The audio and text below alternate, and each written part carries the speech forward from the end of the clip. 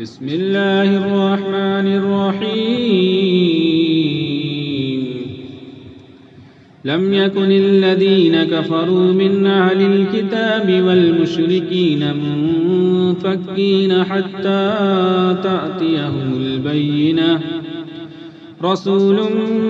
من الله يتلو صحفا مطهرة فيها كتب قيمة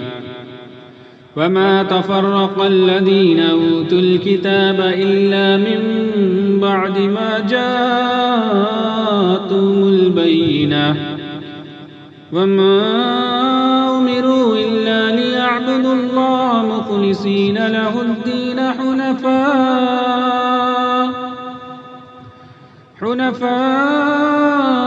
ويقيموا الصلاة ويؤتوا الزكاة وذلك دين القيمة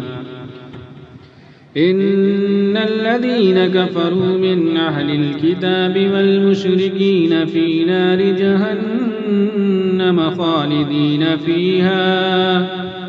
أولئك هم شر البرية إن الذين آمنوا وعملوا الصالحات أولئك هم خير البرية جزاؤهم عند ربهم جنات عدن تجري من تحتها الأنهار خالدين فيها أبدا رضي الله عنهم ورضوا عنه ذلك لمن خشي ربه